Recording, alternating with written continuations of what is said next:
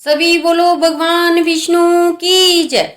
आप सभी का हमारे YouTube चैनल त्योहार गाइड पर स्वागत है।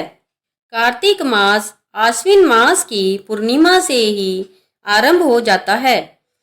हिंदू कैलेंडर के अनुसार 12 महीनों में कार्तिक मास 8वां मास होता है और यह सबसे अधिक महत्वपूर्ण है।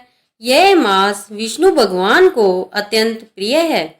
इस मास में भगवान श्री हरि विष्णु जी की पूजा करने से विष्णु भगवान प्रसन्न हो जाते हैं तथा सभी पापों को नष्ट कर देते हैं।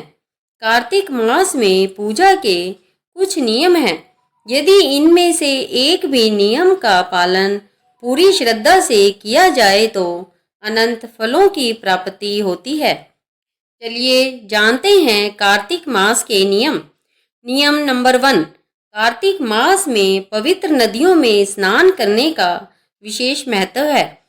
यदि आपके आसपास कोई पवित्र नदी नहीं है तो नहाने के पानी में गंगा जल की कुछ बूंदें डालकर ब्रह्म मुहूर्त में स्नान करें।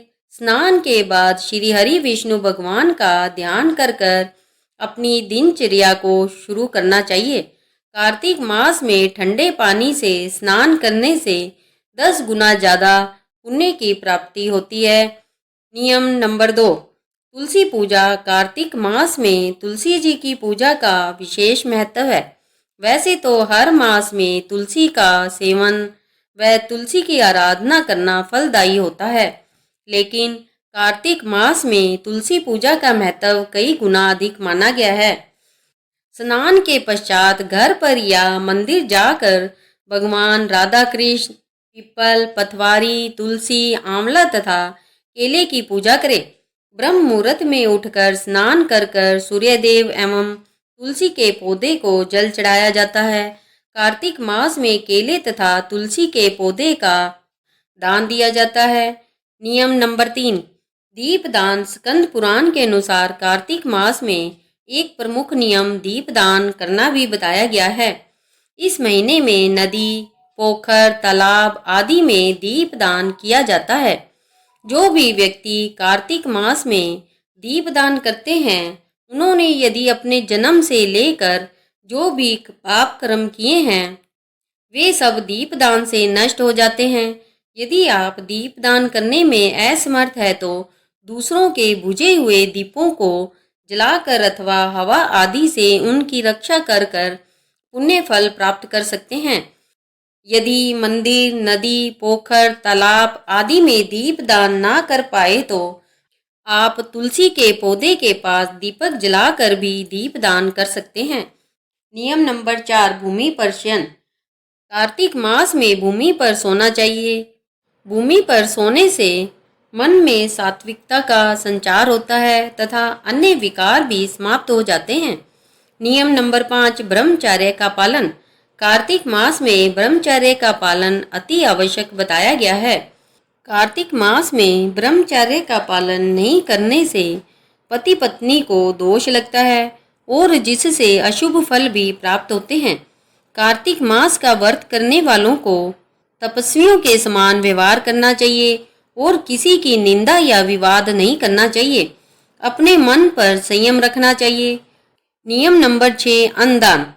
कार्तिक मास के संबंध में ब्रह्मा जी ने बताया है कि सब दानों में बढ़कर कन्यादान है, उससे भी अधिक विद्यादान है, विद्यादान से भी अधिक गोदान का महत्व है, गोदान से भी अधिक है अन्नदान का महत्व, क्योंकि हर प्राणी अन्न के आधार पर ही जीवित रहता है।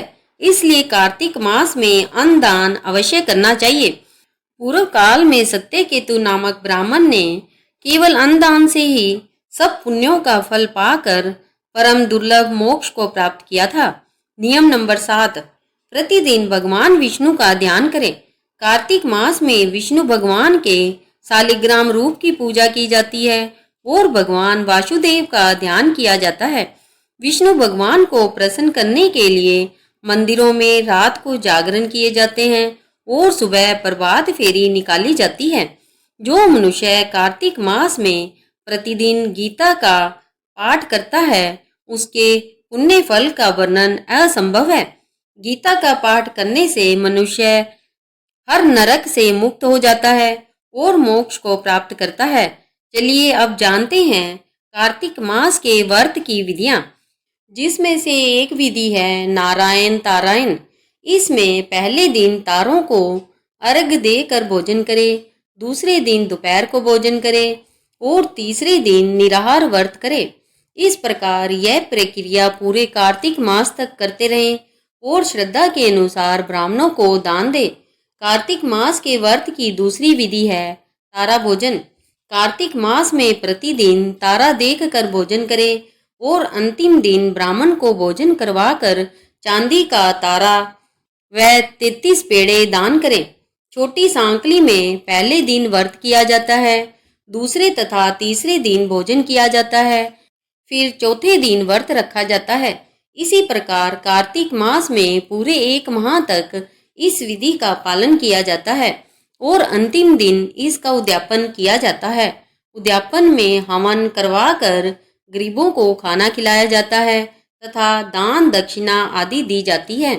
कार्तिक मास के व्रत की एक विधि है कातर व्रत।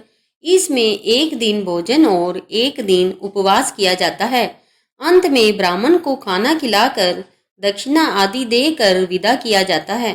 कुछ लोग कार्तिक मास में चंद्रयान व्रत रखते हैं। यह व्रत शरद पूर्णिमा से कार्तिक पूर्णिमा तक किया जाता है।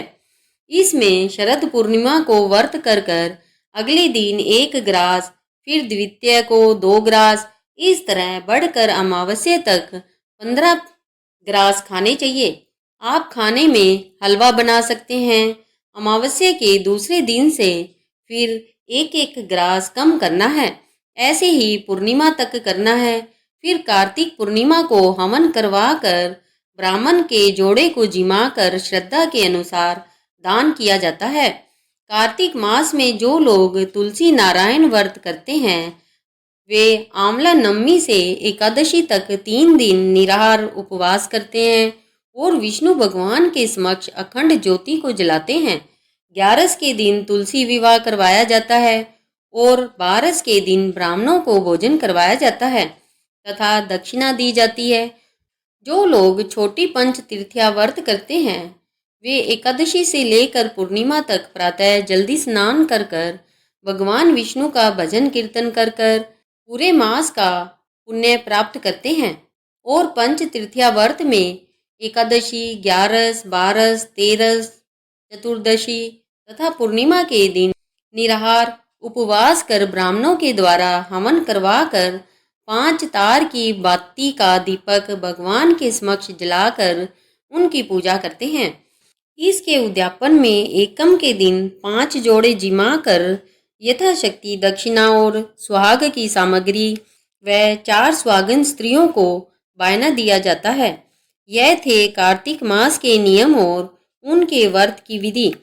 कार्तिक मास में जो भी व्यक्ति व्रत रखते हैं, चाहे वह व्रत कोई भी हो, उन्हें सदा ब्रह्म मुहूर्त में उठ जाना चाहिए और स्नान आदि से निर्वृत्त होकर अपने इष्ट देव की स्तुति करते हुए अपनी दिनचर्या शुरू करनी चाहिए। यदि आपको वीडियो पसंद आया है तो कमेंट बॉक्स में जय श्री कृष्ण, जय माता दी लिखना ना भूलें।